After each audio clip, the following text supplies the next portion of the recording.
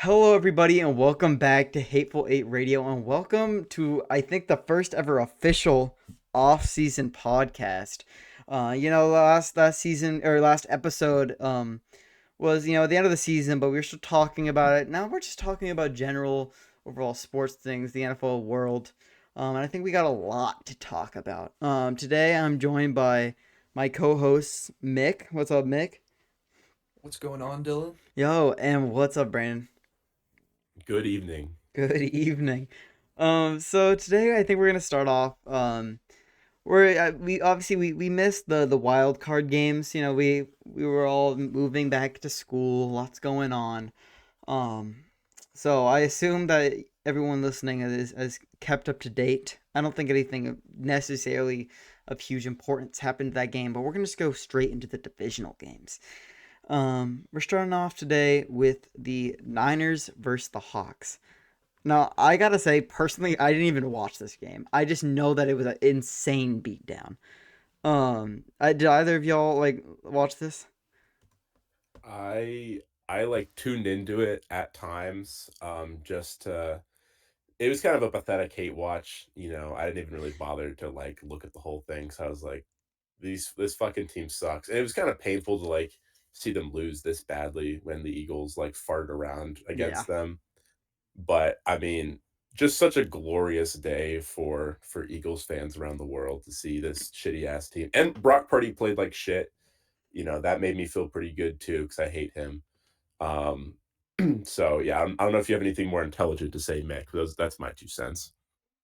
Yeah, I don't know if either of you guys caught this, but I'm sure if you didn't catch it live, you saw the replay that the first play of the game was a Rashid Shaheed 95-yard kick Oh return for a yeah, touchdown.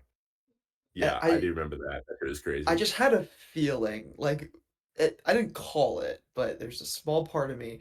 I was super tired. Turning on the game, I was like by myself watching it. I'm like, I feel like there's gonna be something's gonna happen here. And he takes it back for a touchdown. I just knew the game was over. And it spiraled pretty quickly. It was 17-0 at the end of the first, 24-6 by halftime. Like you said, Brock Purdy didn't play well, Christian McCaffrey didn't play well. They were down George Kittle, who snapped his Achilles. mm-hmm. They were down tons of guys on their defense. The start of this game was also crazy. There were like three dudes on each side that got knocked out with concussions very quickly on in this game. They were Yeah, just flying at each other, trying to kill each other.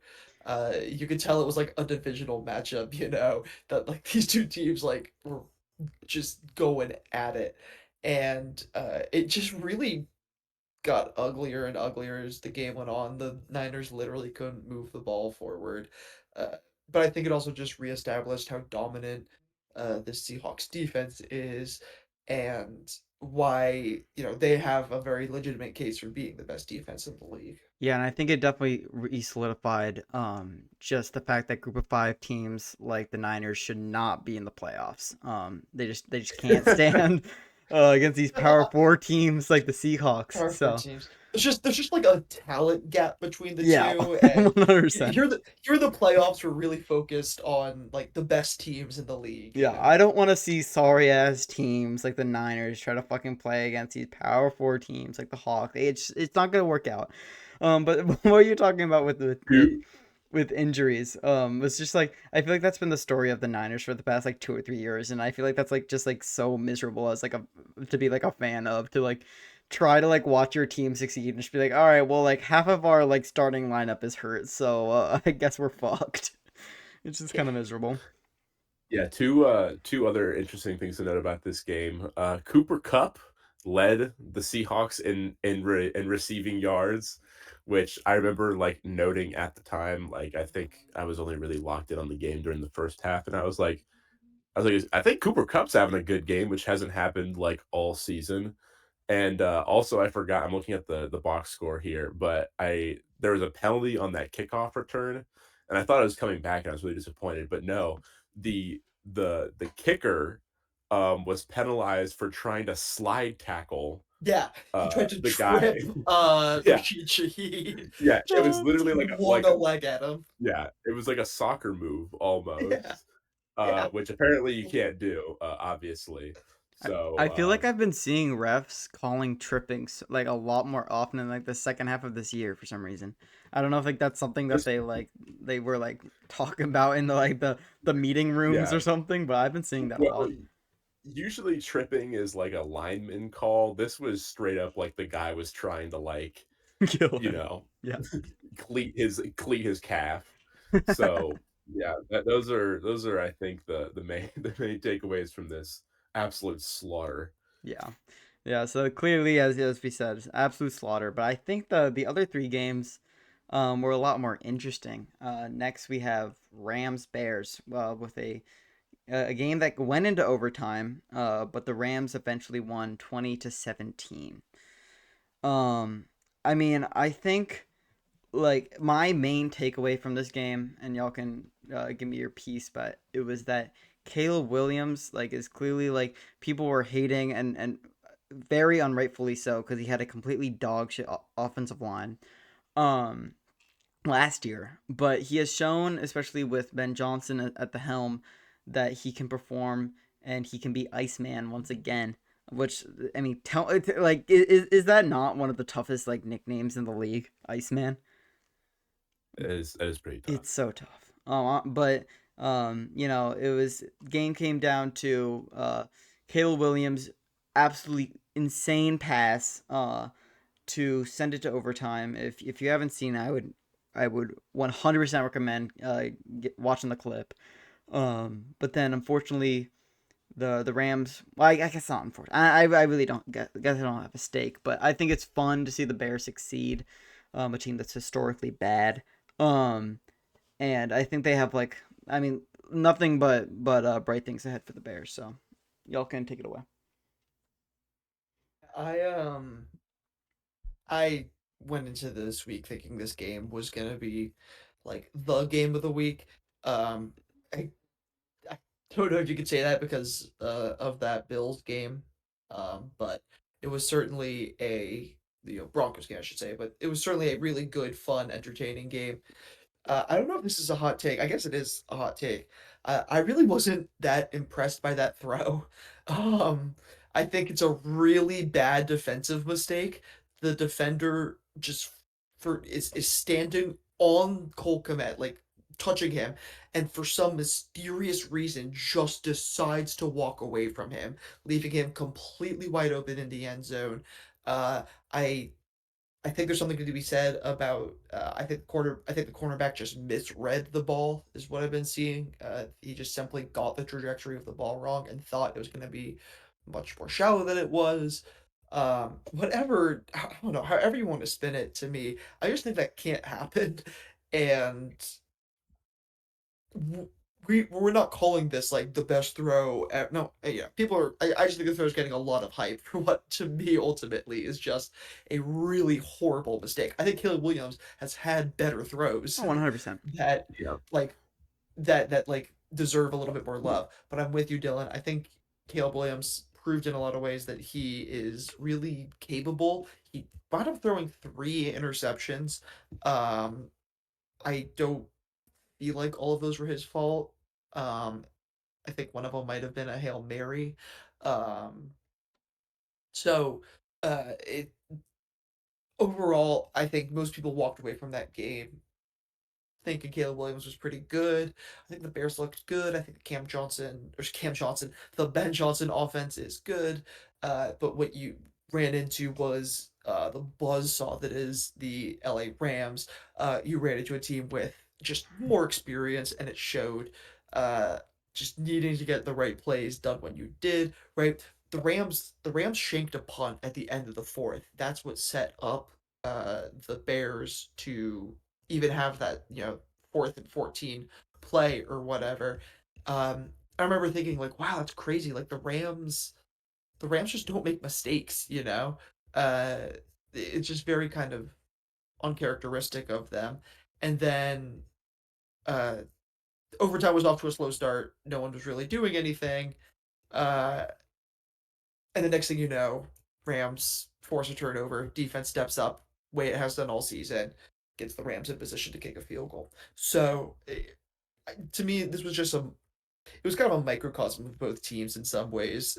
like I think Caleb Williams got his moment to show on the stage that he's a good player, and that this Bears team is pretty capable. Ultimately, they just got faced with what I think is one of the two best teams in the league in the Rams, and probably the Seahawks. Yeah.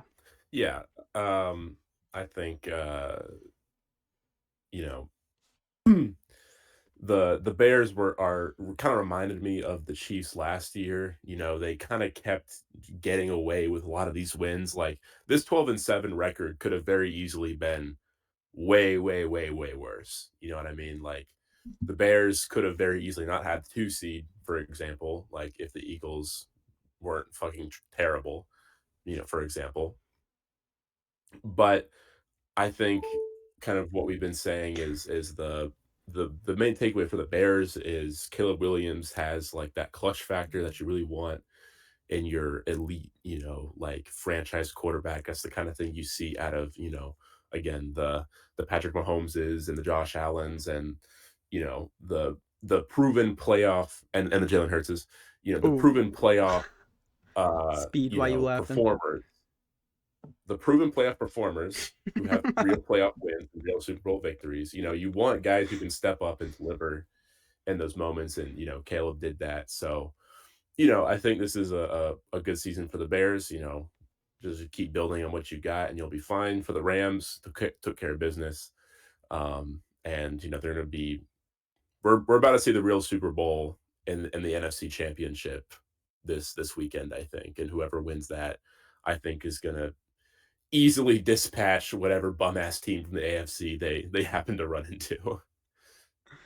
All right. Well, I mean, I think the only thing I guess I have to take away from what y'all said is that um I think with what Mick said with like the defensive mistake of the cornerback coming down, I feel like I've seen like, and this is like purely subjective and from like the little Rams games that I've watched, but I feel like I'll see the cornerback play be a little like wishy-washy at times throughout this season for the Rams, which I think is like, especially like I think I've seen it like I feel like, and again, it's subjective. It's not like I've looked into stats on how many times the Rams cornerbacks have been beaten or how many times they've been penalized. But like I feel like I see like a lot of times like them called for PI calls where it's like, they're not like it's low key good coverage and like a different like era like you're not called for that, but it's like the whole thing of like you need to get your head around or else the refs are gonna call 10 times out of 10 like you need to get your head around no matter what. um, and I just feel like for some reason, like whoever is like their secondary coach or whatever, like he did not drill that into their heads enough. And I feel like if I we'll talk about the championship game later, but I think if I see there might be several other weaknesses on the Rams, but that's one of the more major weaknesses I think I see in their team. Obviously a very well rounded team, but that's my thoughts. Um, but moving on past this, we have an absolute stinker of a game, but I think it was funny nonetheless. We got the Texans versus Patriots. So I mean, what do you take away from this game? I mean, I mean, wow, the Patriots have had genuinely one of the easiest roads to the championship and likely to the Super Bowl in recent history. And a lot of other people's takeaways is sort of how CJ Stroud performed, which I want to hear y'all's genuine thoughts like on how CJ performed. I like shitting on CJ Stroud because he went to Ohio State. um, However, you do have to give credit to the fact that like his, everyone points to the offensive line, right? Like you can pull up many statistics on like his time to throw. Um, like they kind of put the Houston O line in like Chargers O line conversations. You know what I mean? Yeah. However, comma, good thing we have a direct comparison to another quarterback with a shitty offensive line, who is the Chargers quarterback. Now, I don't think Justin Herbert is, really all that great himself, but he's also got a shitty O line, and like he doesn't really have a great wide receiver one. Him and CJ Stroud are kind of in similar situations offensively, and yet you don't see Jay Talking about Herb Nico Collins as a throw. Pro Bowl Nico Collins as if he's a bad wide receiver one.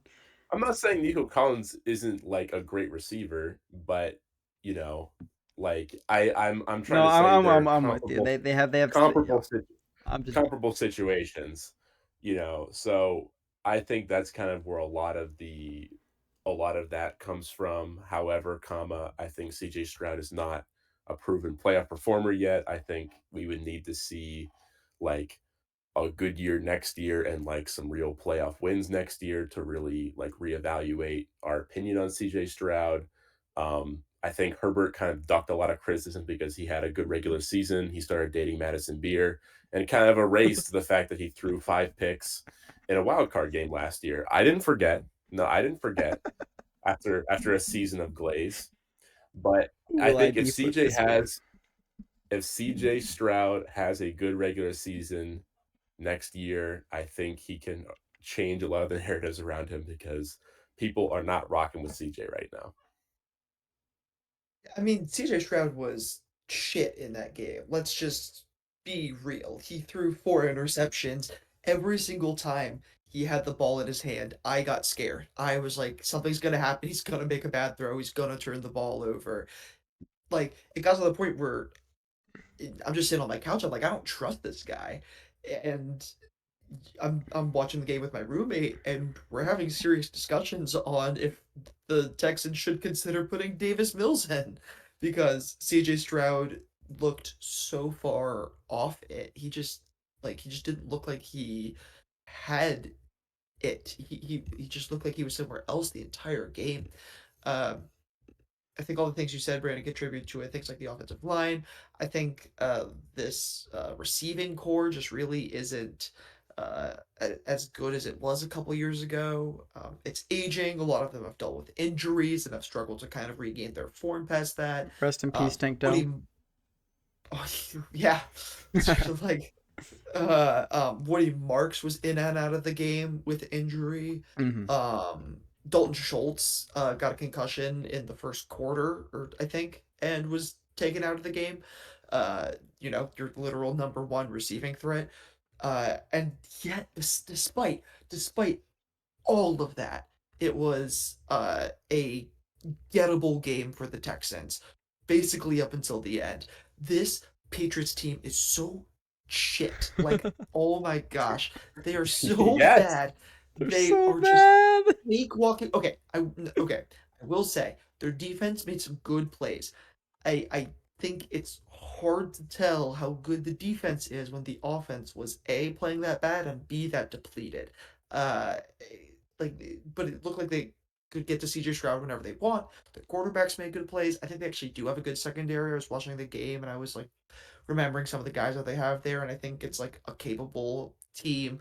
Like Robert Spillane and at linebacker, and he's a good player. Tell him about some Robert So Spillane. I'm not, yeah, but man, it's just like there's not one game I've seen this season of the Patriots where I'm like, yeah, like their defense is good and it's capable and it can hold teams. You know who else has an amazing defense? The Texans, and I almost walked out of that game almost equally impressed with the Texans defense as I did the Patriots defense, even though the Texans defense allowed 12 more points or whatever. Uh, I don't know. I just think there is a world where the Patriots win the Super Bowl, and I just can't seem to. I just can't seem to guess what the narrative will be if that happens. Like, how do we get to a point where the Patriots. We've declared the Patriots are a good team because I'm still not there, and they are now in the AFC Championship, a game away from the Super Bowl. Facing Jarrett I Stidham. just I don't know. I don't know what it'll take for me to accept I the Patriots to be a good I team. like genuinely think a Jarrett Stidham led Broncos team can beat the Patriots. So we'll see. Um, Yeah. Think like let's. I don't know. I've been hating on the Patriots for the last fucking month, like the months and months and months. The whole season I've been hating on them, and like everything you've been saying is true, Mick. Like they have a good coach, a like better than average, a good coach. They have a good quarterback. They have an all around like good team. But good teams don't win the Super Bowl. Great teams win the Super Bowl, right? And let's look at who they've played. They've played the Chargers. What do the Chargers do every single year in the playoffs? They shit the bed. The Chargers went out across the country and kicked the fucking field goal in Massachusetts. They played against CJ Stroud, who threw 4 fucking picks. And now in the AFC Championship game, after ducking the Bills, after ducking, dare I say it, the Jaguars, after ducking, actually, the rest of these AFC teams are fucking shit. The AFC sucks this year. And they're going to play against the Broncos, who don't even have a starting quarterback. So, granted, the only thing that's going to make the Broncos competitive is the fact that I don't really think Bo Nix was the reason that they were elevated to the level they were, So maybe, yeah, I think he's they're just game gonna it's manager. gonna be they're just gonna play basically the Texans again. They're just gonna essentially do what they just did. And like tell me why that divisional game where CJ Stroud threw 4 picks looked competitive at times. Like the MVP caliber supposedly Drake May. I was like, is this the guy people have been like sucking off for 6 months? Like he doesn't like look that But he good. had like three fumbles or whatever. It was Yeah, uh, I think he turned the ball over 3 times. You can't always fault QBs for fumbles, but he did throw a pick. And I don't know, what is it it your dad says, Dylan? You got to pass the eye test. Like it wasn't passing the eyeball test. Well, I will say the kind of I was gonna quickly before we go on to the next game. I was gonna bring up my dad because he actually was texting me there during this game because he was so appalled by CJ Stroud's performance. He said a couple quotes from my dad. In quote, CJ Stroud is in all caps so bad. At halftime, he single-handedly lost this game. 4 interceptions in the first half. How is that even possible? Then at some point during the second half, can he not lead a wide receiver? This whole game is New England getting scores off of Texans turnovers. They can't score on their own. Stroud cannot stop throwing into coverage. Uh, Yeah, and so it's not an excuse, but for context, the weather was shit. It mhm. was a snowy New England playoff game that uh you know affects quarterbacks play. I don't think it's an excuse for 4 interceptions, but I think it's one of those things where uh it it it was a really bad game that was probably made worse by the elements. Yeah. I think we'll sort of end off this game. Just a thought that I texted my dad at this when he was just like it was halftime and we were just talking about how like terribly CJ Stroud was playing. We have to keep in mind what CJ Stroud is in his third year. Drake May is in his second. And I feel like a lot of the stuff with that you learn like it may be a little underrated is game sense and learning not to play hero ball. Um, and I think these guys do have a lot of the arm talent necessary. A lot of but there's something that you learn as a veteran of the league to not throw these stupid balls or in like for CJ Stroud or in Drake May's case, you can't like there's no way around it. You can't have 3 fumbles, so you're gonna like learn to protect the ball. Um, so I feel like that was a lot of this game, especially the bad weather sort of exacerbating like these problems with these quarterbacks. It was just young quarterbacks making stupid decisions in bad weather, leading to like kind of just an absolute shitter of a game. But that's my thoughts. Um, But moving on to our last game, um, much to the dismay of a certain Bills fan in the league, the Bills lost to the Denver Broncos 33-30 in overtime. I mean, one of y'all take it away. I have so many thoughts on this game, but someone just throw something out there. I mean, this was one like it was one of those games where I I couldn't I couldn't tell who deserved to win it at the end of the game. Like the end of the game just left me feeling like, did the Broncos really deserve that? Like, were the Broncos really the better team in that game? And ultimately, I think I've definitely decided on like, yes, Broncos were the better team. Um, I think for all the talk of Sean McDermott, and we'll get to it, I think he did get outcoached a little bit in this game by Sean Payton. I think Sean Payton, uh, for the most part, I think the Broncos defense did a really good job for the most part on affecting Josh Allen. Obviously, this was a bad Josh Allen game. Uh, right? Multiple Mm-hmm. interceptions, fumble, right? Yeah, he had four interceptions. Maybe that was Did he, did turnovers. he did he maybe have a fumble? That's what I'm saying. I You couldn't you remember you can that. keep talking. I'll look it up. For There were stats. three fumbles lost in that game. I think one of them was by a running back. I think two were by Oh running yeah, backs. Yeah. yes. It was when he got the first down, and then he whatever the hell he was Tried trying to to do. reach. Yeah, he threw it behind him. I genuinely don't Yeah. know what he was trying to do there. But yeah, that was a Oh fumble yes, I lost. know what you're talking about. That one. Yes, yes. When he kind of lost it. Yeah. Wait, he Um. had two interceptions, and I guess he would have had two fumbles then. 'Cause Yeah. Two I've seen the interceptions, two stats that he had four fumbles. turnovers. So just a right. Crazy, Obviously, that crazy. means Denver's defense did exactly what they were supposed to do, which was disrupt the quarterback, force Josh Allen to make plays, put the pressure on him. I think they did an excellent job of putting the pressure on Josh Allen, and ultimately, like Josh Josh Allen is gonna have to live with the fact that he played like shit in this game, and he didn't get a ton of help. They were never really able to establish the run, but ultimately, I think they got outcoached at the end of the day. I think that is truly the big difference in this game. Yeah, I think watching the game, they were kind of going back and forth.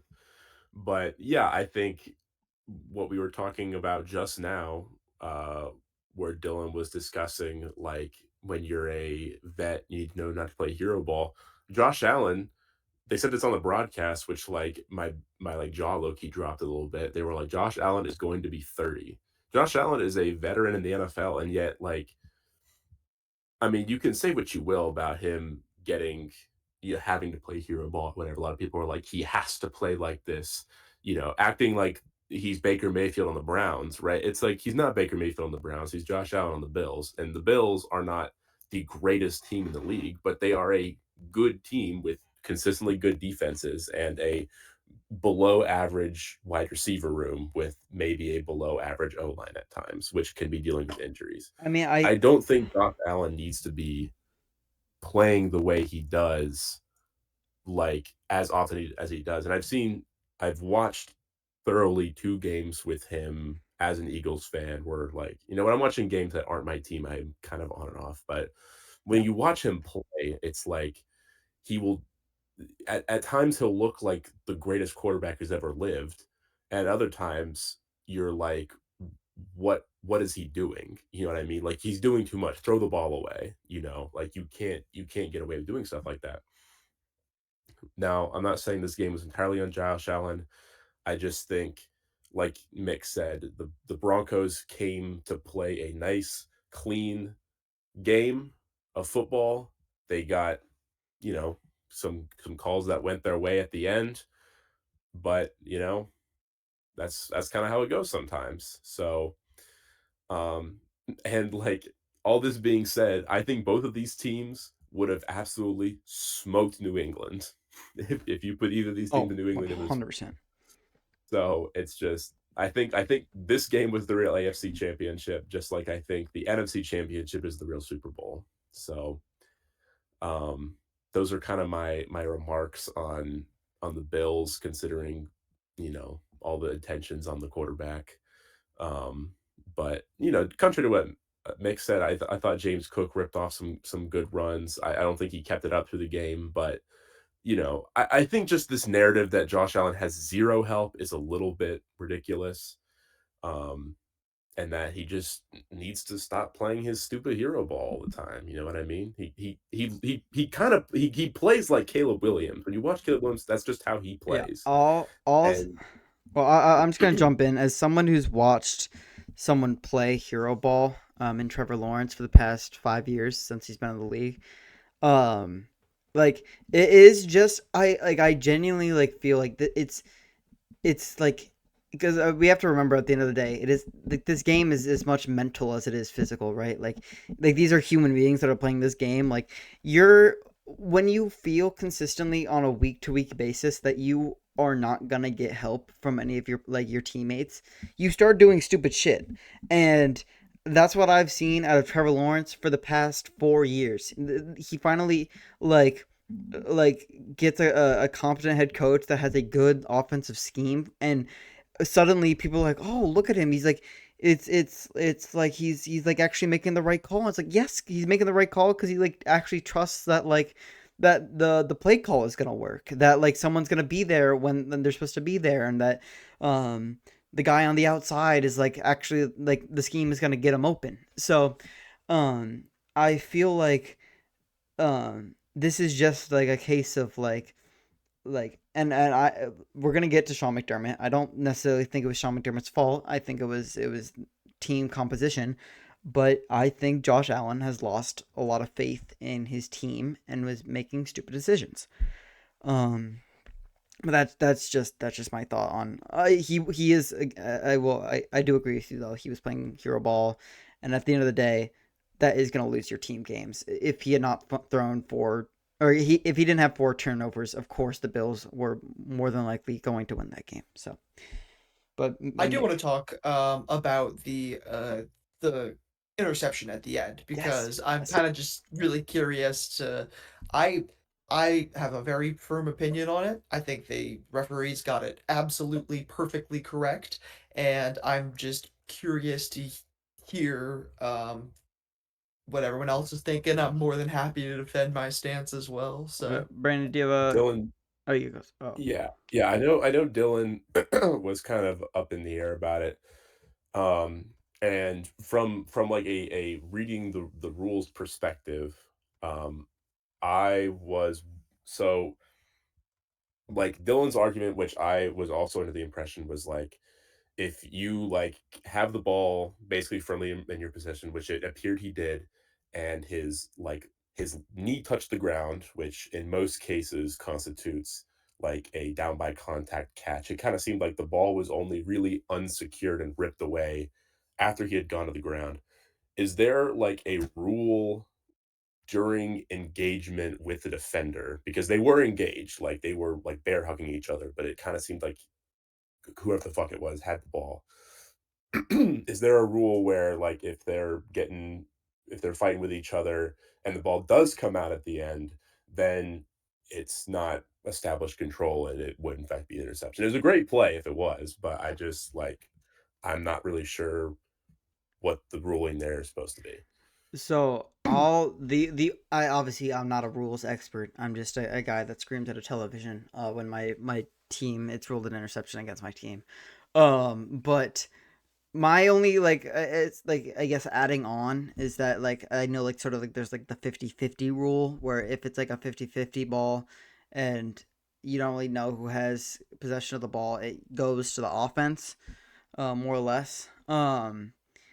And so it like this is like I think my at the end of the day, like it sucks. I think in slow motion and perfect frame by frame, I think I would have called it an interception. However, there is the case of um going by the call on the field which I understand and it makes sense, and I think there's it should take a lot to overrule the call on the field. Um, so cause like things look so much different in slow motion compared to like just like sometimes you can just sort of feel like was it an interception, was it not in the moment, and that's how it is. So that's my thoughts. I think if I was like if it had gone to official review and I was in the box, I think I would have overturned it. But that's just me. I completely get the other side. But Mick, you can add on. I I did not, in all of the slow motion and all of the still frames and all the blah blah blah, see a perfect exact clip of him having perfect possession, absolutely no disruption to the ball with a knee down on the ground. I just didn't see it. I think it was way too 50-50. I think the call on the field was correct. I think we were talking about rules about the catch and why this also then kind of got roped into, I think it was the Devonte Adams catch the next night, where people were like, "This is the exact same play." Here are the big differences between those plays. The Devonte Adams catch, if this is Devonte, whoever made the catch, the secondary catch that was getting compared to it, uh, he caught the ball, took 2 steps, then was taken to the ground, upon which, when he was down on the ground, the ball was ripped from him. That is a catch that is a downed player. In the case of this Bills catch, this was a ball that was thrown in the air. So the receiver did not have the ability to get feet on the ground, which at that point means that he then needs to survive the ground upon making the catch. I don't think you could make the argument that he survived the ground, seeing as I don't think he ever truly had clear possession. That's why I think they got it right. Okay, yeah, in that case, yeah, totally with you. Um, Thank you, you Gene. know, unless, I Yeah, think yeah. it Sitting in my bathtub with my swirling red wine. Yup. yeah, I think, in the case of Virginia Tech versus Miami in, 2024, we're not gonna get into that, but we can we can, We can by the move on. way, We'll just leave it there. fuck Miami. Fuck Fuck Miami. Miami. They got their shit Fuck kicked Mi in. I know you guys are JMU, upset shout out about JMU Indiana. West. Yeah. I was it was less me rooting for Indiana and more me rooting against Miami, so I was so happy about that. But we For can sure. we can talk about Yeah, coaching I stuff. mean, I never thought a satellite campus, let alone a group of five satellite campus, would find their way and win the But here we are. win the national chip. But hey, yeah, there's a first for everything. But that will end off the divisional games. We're gonna move on to a little segment about the NFL hirings and firings. A lot has happened with head coaches this season. We were talking about this before the pod, but I mean, and I do want to bring this up, like a fellow league mate of the Hateful Eight, Alec. We were talking about this, and he asked me like, is this like normal for this amount of firings to be happening? And this was a couple weeks back. It was like, what, maybe 6 people had been fired at that point. I was like, yeah, this is kind of normal. But then since then, I think like what 3 or 4 more teams have fired their coach. And it's honestly gotten a little absurd this time around. But it's led to a bunch of very interesting storylines. One storyline that I think the three of us are very very interested in, which we'll get to. But I think I just want to start off with some of the notable mentions that I don't think we have any like major thoughts on. But if you guys want to jump in, just stop me and we can talk about it a little bit more. Um, First we got Stefanski to the Falcons. Yeah, I think with Stefanski, I wasn't too sure how to feel about it, so I read like one singular article about it. Mm. And from what I can gather, they I'm not hearing a lot about the football side of Stefanski. I'm hearing a lot more about he's a good leader. Um, that to me sometimes doesn't bode well, especially for a young team like the Falcons, where you want to see like real development. It's kind of why I got a little turned off from Stefanski when I started looking into him after our podcast talking about Giants candidates. Um, So I just Stefanski to me feels like he would have been better going off to, let's say, the Steelers, a more established team where he can kind of implement things the way he wants to do them. So I'll say, like, obviously I don't know shit, but I just don't see this being a hiring that works out. I like that. I do like. You guys know I'm a Liam Cohen glazer, and so he came into the Jags, and obviously like his whole thing was the he like changed he flipped the Bucks running game. They went to like a from a dog shit running game to a top five running game in the league, and so like I appreciated that like he had some actual like football cred other than just like he was a locker room guy. Only Uh, thing I would say about Stefanski, if I could add, is really just more the team he's going to.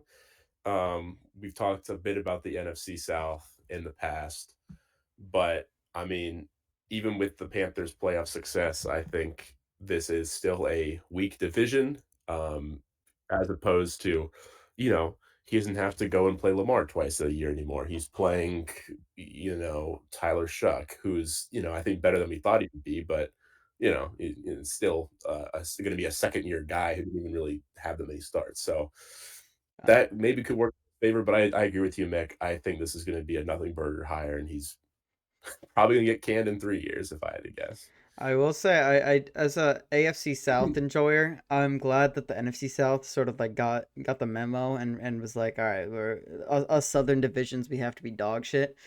So I'm glad they're doing it in solidarity with us. But moving on, we got Jeff Halfley, the Dolphins, former. I'm dead, bro. Jeff Halfway to the Dolphins.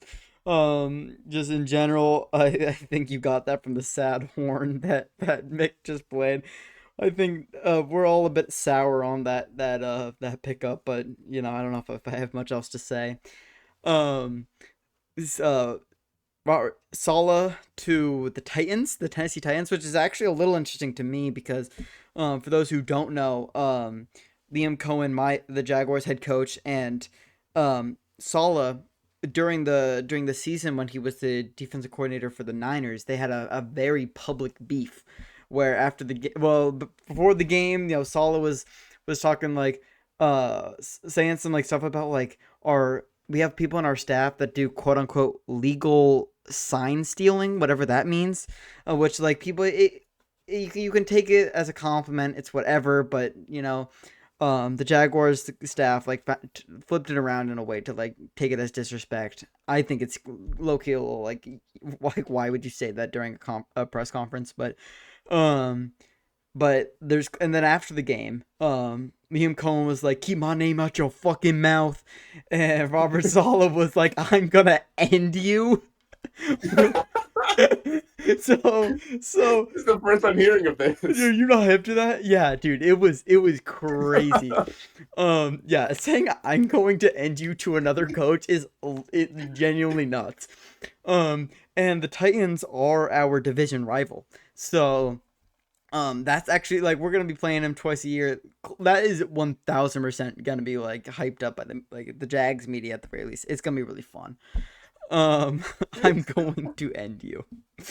Um, Legendary I texted soundbite. this in our group chat as soon as I saw that hiring where I was like, I think Salah's a really good defensive coordinator. I think he's really good at organizing a defense. I just remember when he was head coach for the Jets, just it was just nothing but media shitstorm 24/7. He was never able to like get on the good side of the media and the press, and he never seemed to get the locker room really behind him. This to me just seems like Robert Saleh might be the guy that's able to sort of say all the right things, and again, he's really good as a defensive coordinator, but ultimately, I think the Titans are going to find very similar results with him as a head coach to Salah's previous head coaching times, where he just, I just don't think he's that good of a head coach. I think he has a specialty and it's defense, and that's just what he should focus on.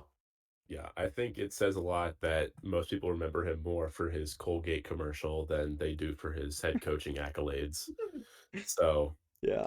That's I'll say not a good look. my like I think if you want to flip his stint as the Jets head coach, which I don't know if I necessarily believe this, but it's the other view. It's he I will say I think the Jets did have a good defense as his time as their head coach, which again sort of can lend itself to I do think he is just a good defensive coordinator, but also he did not have a stable person in the quarterback room.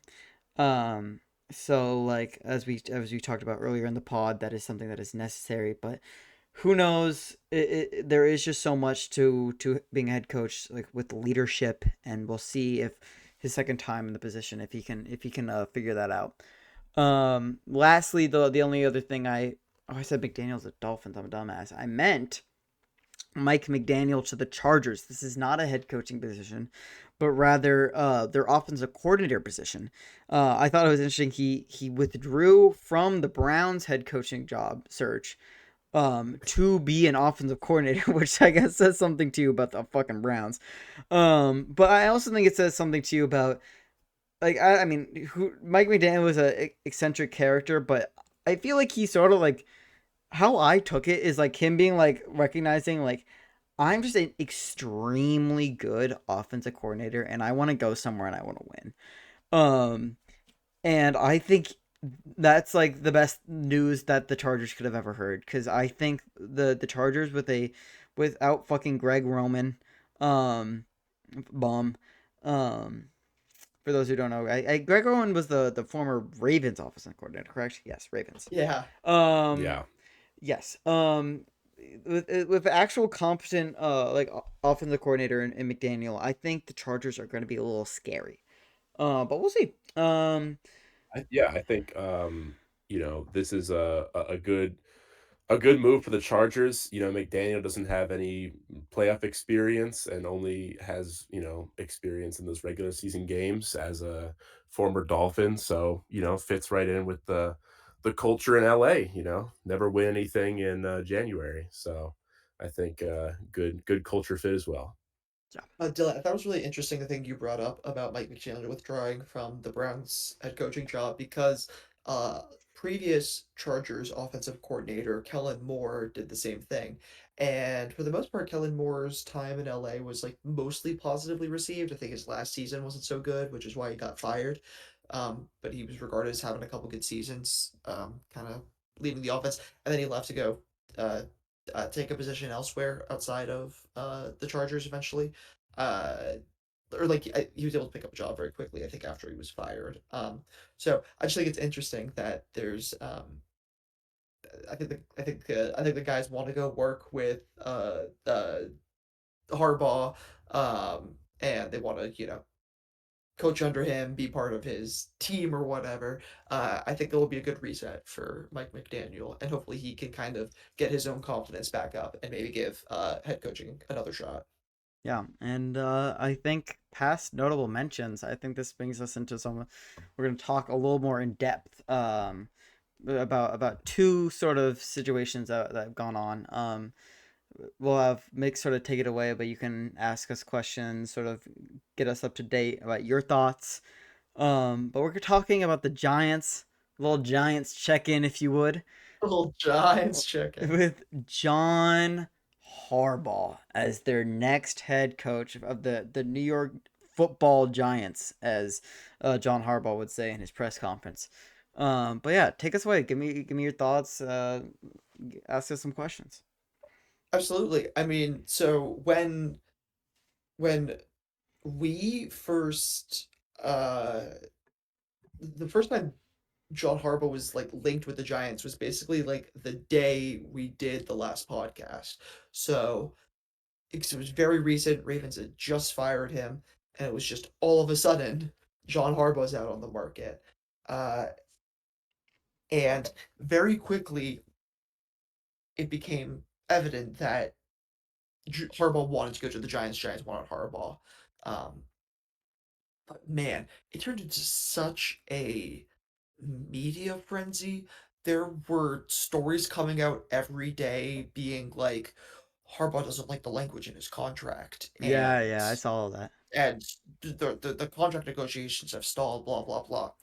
It was one of those things where it just felt so Giants coded.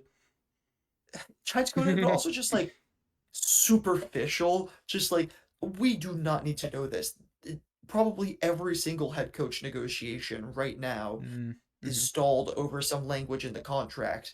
I guarantee you, the Falcons didn't walk up to Kevin Stefanski and he put his name on the dotted line the first time he saw that contract. Yeah, yeah. He probably had his dudes look at the language a little bit.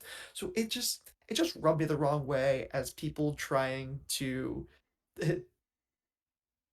like literally keep our name out your mouth. Like, let us be. We've been so ass. Just let us focus on football. And I think ever since John Harbaugh has walked in the door, uh, I've been very happy with how he has tried to focus on football. Yeah. He's doing an okay job at it.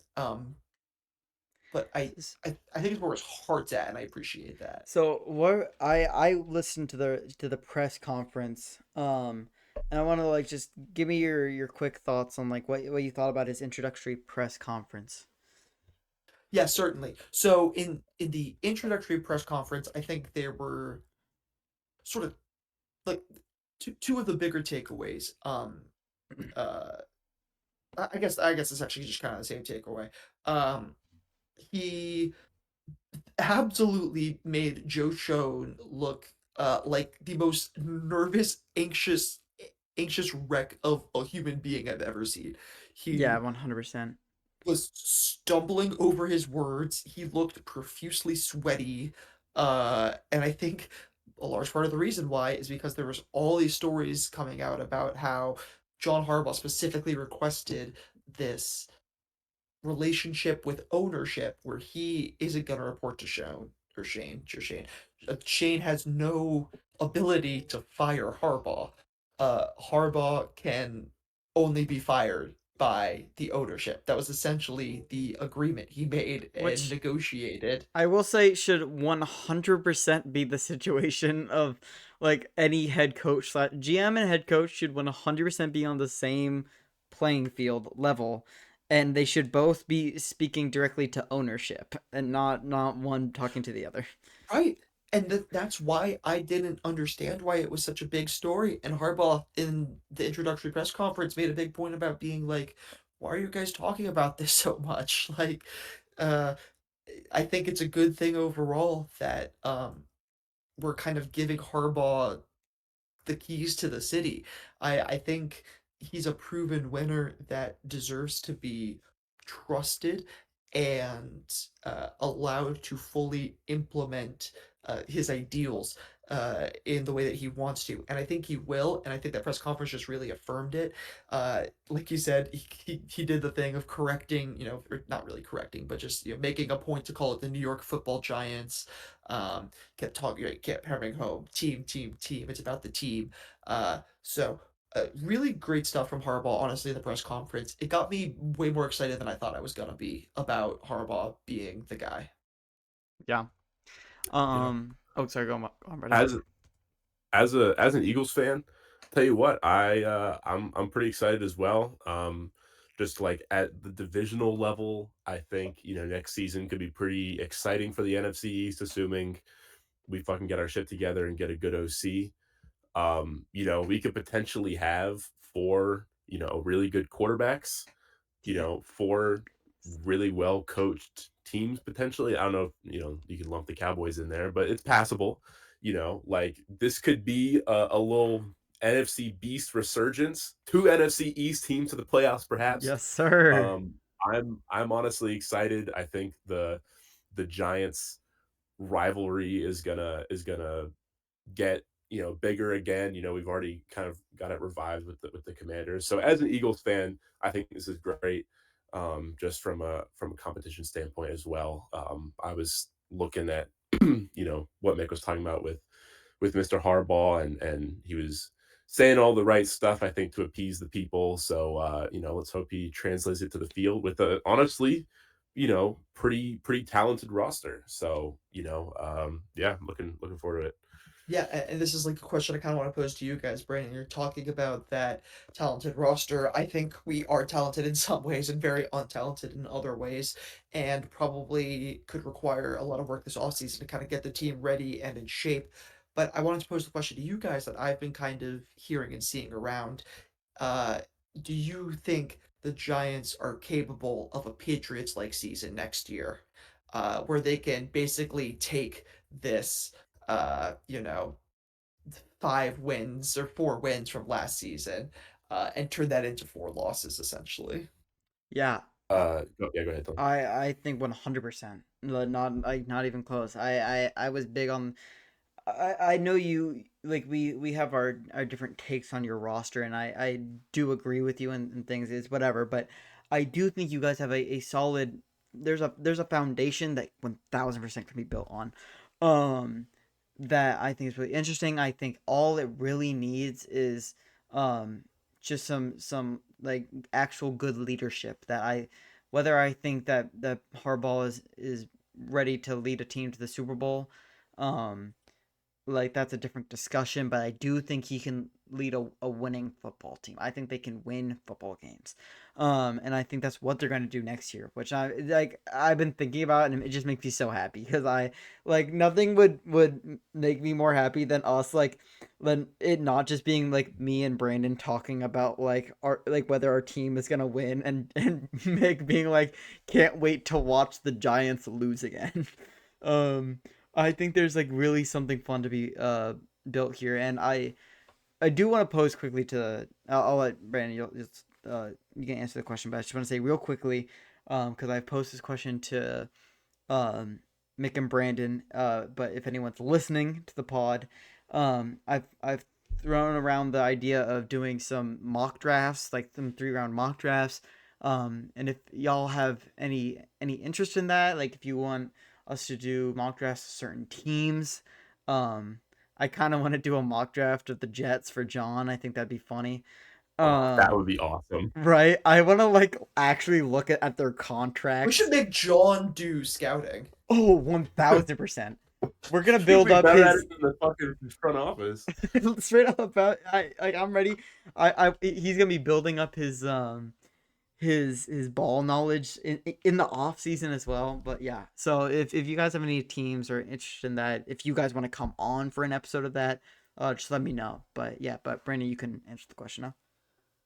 I think as far as a Patriots Mike Vrabel like season, this isn't a knock towards the Giants or Harbaugh in any way, but like you guys don't you don't play in the AFC East. You don't get to beat the Jets and the Dolphins for free for 4 games. You have to play Dallas and Philly and Washington, and like you're gonna lose some of those games. You have to like I'm looking at your schedule. You have to play Jacksonville, who's a good team now. You have to play San Fran. They should be like a decent or good team next year. I think the Titans are gonna be shit and the Cardinals are gonna be shit. But then away you have to play Houston, Indy, the Rams, Seattle, another NFC North Yeah, team. we have to go to the Rams and Seattle next year. That is so brutal. Like this is not going to be an easy schedule, but to your point about some of your players are good, some of them not so much. That's where I think having a good coach, that's going to be the test, right? Like can Harbaugh elevate them maybe not to being good, but to being mediocre. And being a mediocre NFL player means you're really good, right? So I think next season is going to be pretty telling for him. But yeah, like I don't know if you're going to be able to win at like every game, but 3 or 4. But I definitely think you could potentially make a playoff push. Yeah, I mean, I think that's where I'm at. I think that's where all Giants fans are at. We would hopefully like to see a playoff push. I think we're all not like, we'll figure it out. But what I was gonna say, really quick, is that in relation to the um, Harbaugh hiring, uh, like Brandon, what you were saying about just playing in the division that we're playing in and looking at our roster. I think if we're willing to give Harbaugh the keys to the city and the blank check kind of in the way we are, I would hope that would also continue into his his ability to get players that he wants. I specifically saw a report today that we're going to be really aggressive in targeting former Ravens players in free agency. Like specifically, like Tyler Lindebaum is a free agent this offseason, and Great I center. think he would make such an awesome piece to our offensive line. And I like our center. But if we're able to get him, that's just an instant upgrade, guy that has instant chemistry. So I think if we allow Harbaugh to go down that route, I think if and only if we truly let him like unlock the team, that's how we can have that type of season. But speaking of another New York football team, not the New York Football Giants, the Buffalo Bills have been wrapped up in just some absurdity in the past 48 to 72 hours. The big news being that Sean McDermott was fired. Sean McDermott was not fired by GM Brandon Beane. He was in fact fired by team owner Terry Pagula, who then proceeded to promote general manager Beane to president of football operations. Also, I had pulled up an article about Kevin Stefanski earlier. The president of football operations for the Falcons is Matt Ryan. So we're talking like this is a position that is dedicated for the ultimate guy of guys when it comes to organizing your football team. Uh, and I think kind of the whole like crux of this saga and the thing I really want to hear about you guys, hear just your guys' thoughts on, is the the response from Bills ownership because it's one thing to fire a head coach in this position. In fact, two were fired in a pretty similar position this offseason alone in John Harbaugh and Mike Tomlin. Tenured guys have been there for a little bit, recognized to be overall pretty good football coaches. Um, but both of those organizations have just responded much differently than the Bills have. And I'm just kind of curious to hear just what you guys are thinking in terms of this saga, what the ownership is coming out on. Is there anything that's standing out to you guys in particular about this whole thing?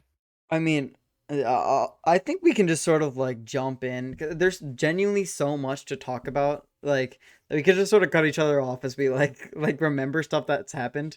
But like the two things, the biggest thing for me, was when a reporter during so they addressed the media this morning, and a reporter asks Brandon Bean a question concerning their sort of the wide receiver room and why it's been a little lackluster, and ownership jumps in and is like, "Oh well, actually, I can address the Keon situation," referencing Keon Coleman, and just basically was like, our GM had nothing to do with that. He didn't fuck with Coleman in the slightest. It was all like coaching staff pushing for Keon, and Brandon Bean. I mean, he would have made the call, but most likely he wouldn't have, and it wasn't his problem. And I And most think importantly, sorry, just no, yeah, really yeah, quick, is that they said that he basically took one for the team in insane. drafting Keon Coleman, as if it was such a bad decision, but the coaches wanted it like that badly that he knowingly like went against his better judgment because it was it was a he's a team player. Yeah, and there's so many like avenues you can go down with just this like situation because there's so much more, but it's one, you're talking about a player currently in their second year and on your team. Um, so he's sitting there on it, like waking up in the morning on his phone and seeing his owner being like, "Oh yeah, Keon Coleman is dog shit and shouldn't be on the team." Um, and two, you're getting like the shit that of like people resurfacing like Bill's media posts of like Brandon Bean being clearly all in on on Keon Coleman, being like, oh, there was he he was our guy, and there were a couple other guys, but he was the truth. We all believed in Keon Coleman. It's so Yeah, there fucked was up. one particular quote that I saw that was like, I I couldn't sleep at night unless it was Coleman or Yes, something like yes, that. dude, Like yes.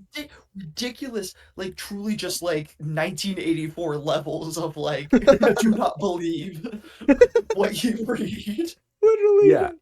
like, like, first, like, just from a purely professional standpoint, this is completely unacceptable Yes, to be saying as the leader of any organization. Like, I know I always link everything back to the Eagles, but if you guys are even have not lived under a rock for the last year, you know there's been all this AJ Brown, like, craze where people are like, AJ Brown's not happy, he wants to be traded. Like, literally, all the entire media is basically like trying to carve AJ Brown away from our team without any official word from our guys. And our GM basically had to say after our season ended, like, AJ Brown is a special guy. You don't get rid of guys like that. And even if he wasn't, even if and AJ Brown played poorly in our loss against a bad San Francisco team, and like, it would have been very inappropriate if he was like, yes, AJ Brown is not what we want him to be. We are axing him as soon as possible. Like, that's just completely unprofessional. And it's just crazy because, like, when we were looking at it earlier, we found out that, this decision to get rid of McDermott kind of seemed like ownership made it almost spur of the moment in the locker room right after the loss. They have not left Denver yet. They're standing there, and the guy's like, "Well, fuck this. Like, we haven't, been to a single Super Bowl with this guy. Like, we're canning him right now." And it kind of seems like ever since then he's just been trying to, make his decision make sense in the eyes of the media, going so far as to almost run like this smear campaign against Sean McDermott, who is like a winning coach. Like, he's been to the playoffs damn near every year for, like, the yeah, better part of a decade. yeah, making So making McDermott look like genuinely Jesus Christ. Like he's coming out of this situation like ready. Like I don't know if he's gonna take a year off because like I haven't heard much like news. Like I mean, again, it's all very recent, but like news about him like being a head coaching runs or whatever. But he's gonna find himself in a beautiful head coaching position whenever he decides to go back to it, and it's so absurd, bro. Um. Oh, what was I gonna say? I can't remember. Fuck. If someone has more stuff to say about the I mean, situation, I, but I think I think my hi- Brandon, it's funny not to not to rope it back to another Eagles team, the Crystal Palace Eagles of I'm dead. the English Premier League. Um, we are I'm also dead. currently undergoing a like manager crisis right now where our manager who won us a trophy which Crystal Palace has literally never done before. Like this is the first manager to ever win a major trophy for this club. First Uh bit of silverware. ever in the club's 150-year history, or 100, not actually that much, but 100 something year history.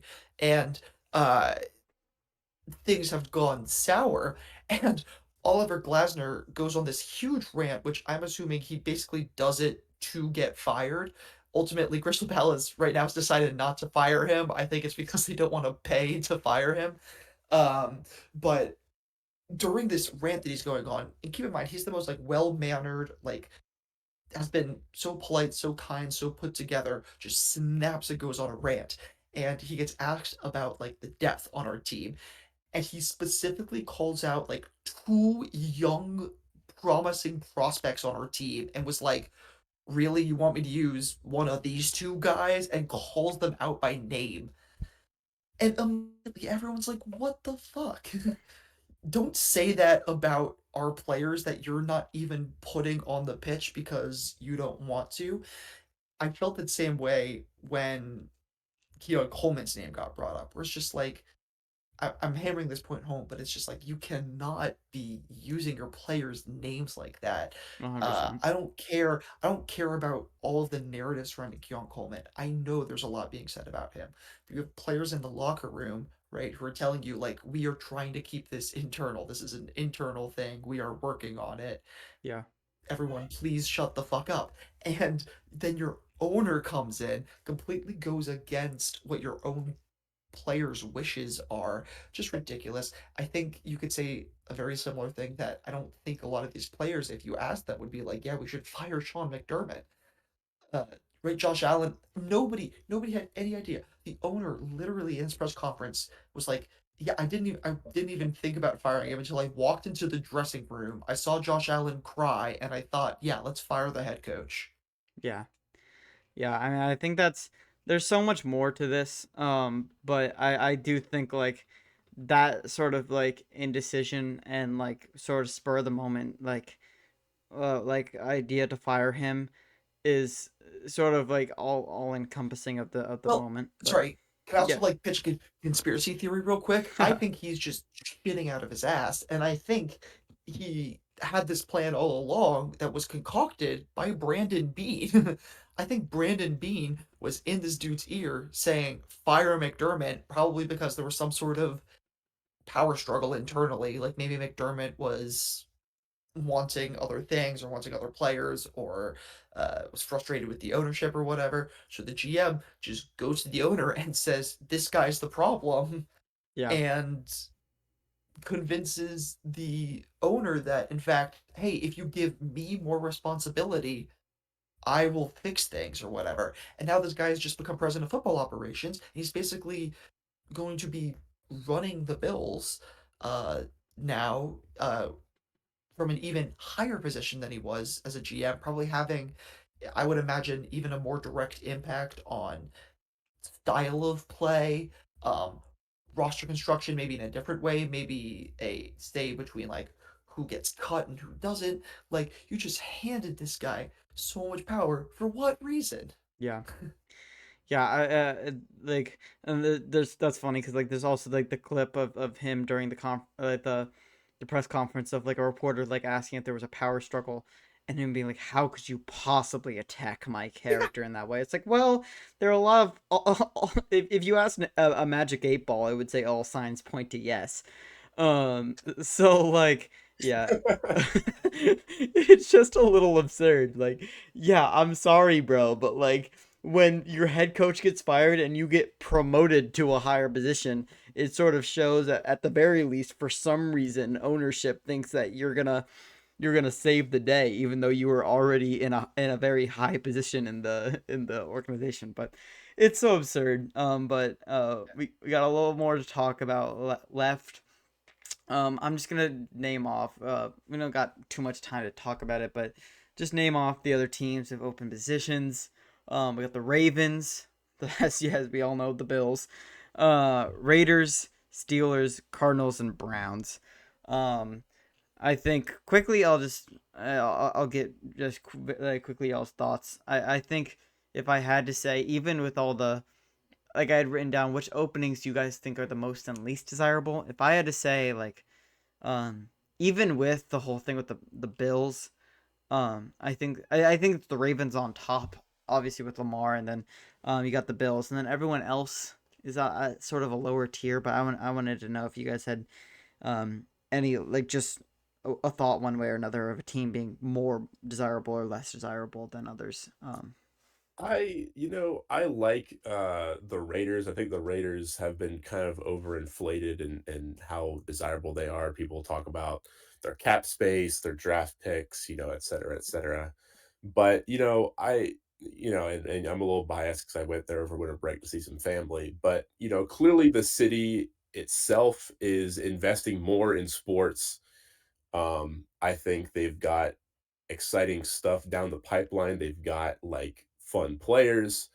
Like this is kind of like a build a bear team, you know what I mean? It's it's it's kind of it's less it's in between Ravens and Browns. Browns is like you're digging yourself out of a ditch.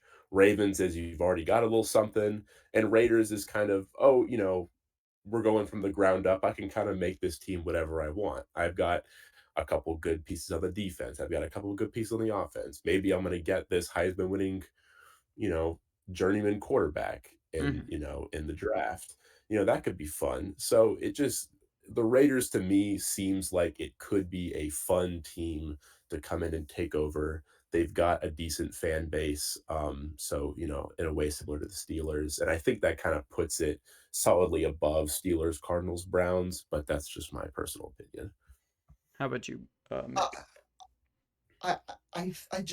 I cannot get over just the pure insanity that is the fact that the Ravens and Bills are hiring for head coaches. Like, I think if you had asked me even just 2 weeks ago if there were going to be if those two jobs were going to be available for head coach, I would have told you hell no.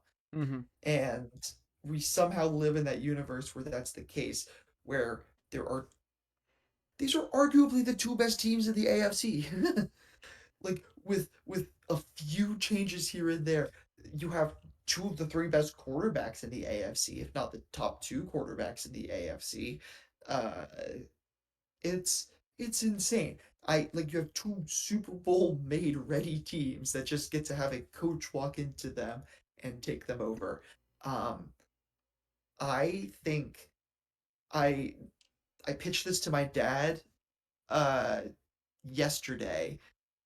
Mike Tomlin to the Bills, I think is low Oh, key really good. That'd be so It's a funny. cinema. great landing spot for him. He gets to just walk into a team that's really good and have fun with it. It just seems like that's a really good fit. I feel like maybe with just But like the amount of respect he has in the league, maybe he's able to swing his big old dick around on Brandon Bean a little bit more than like someone else would be able to. that's what I'm saying. And I don't know if the Bills are like brave enough to make that hire, if this like dude is brave enough to make that hire, or if he's gonna just look for like a yes man. I guess we'll wait and see. But I love the idea of Mike Tomlin. Because I mean, I guess I would say the Ravens, but like, it's just hard to see that division rival thing. So that's why I'm leaning towards the Bills. But speaking of Mike Tomlin, uh, I could not imagine anybody wanting to be the head coach of the Pittsburgh Steelers, um, which just sucks. It's just they're not in a great spot. The roster is really not that good. Um, you do not know what the quarterback situation is gonna be. You are probably going to be bad, and I don't know if Steelers fans are going to be ready to accept that, which just might make this a unappealing job to most head coaching candidates. I don't think they're going to be super excited about going to Pittsburgh with the idea of not being good, and then maybe you get a good pick and a good quarterback and blah blah blah. You do a rebuild. Um, I think that's just it. I think the Steelers are gonna have to rebuild, and they're gonna have to do it with a new guy. I think there's something to be said about being that fourth ever Steelers head coach and being the guy that they trust and blah blah blah. But besides the history of it all, I think just on a pure right now you are the head coach of this team. I don't think anybody wants to be the head coach of the Steelers. All right. Well, I guess we'll move on to a couple of teams that I think people would like to be head coaches of as they're in the NFL Conference Championships. Ending off the pod, we're gonna be talking about the NFC and AFC Conference Championships. I think let's talk about the AFC quickly, and then I think the NFC is a little more interesting. That's my opinion. But talking about uh the Patriots versus the uh Jarrett Stidham led Broncos. Um, as I said earlier in the pod, I mean, I genuinely think a Jarrett Stidham led Broncos team can beat the Patriots. Um, but I don't know. I guess I don't have too much to say. I want to hear y'all's thoughts. I mean, truly just the saddest possible thing Yeah. for such a, like a proud conference. I know there's, a lot of people who, flaunt the AFC and almost like the SEC. I'm not sure how big that is nowadays, but like, is this really the best this conference has? You know what I mean? And if you look at the playoff teams, it kind of is. We've got to this point where it's like these guys are just competing to lose to probably the Seahawks, you know. And I think this is you know a must-win game for the Patriots. And if they lose, all the narratives around them are really just going to come crashing down. Everyone's going to talk about their cupcake walk. I know I am. So really, I think this is just the only storyline I can draw is the Broncos trying to defend their home field advantage, the defense trying to put up a valiant stand against so-called MVP candidate Drake May. And the Patriots just try not to get torn apart by Stephen A. Smith on first take the following day. You know what I mean? Like I True. think that's really all you can draw from this shit. Yeah.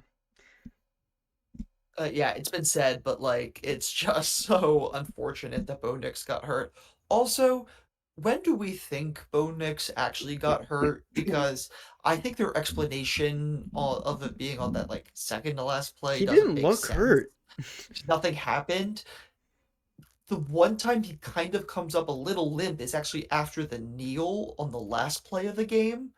He kind of hobbles a slight little bit, but like hardly anything.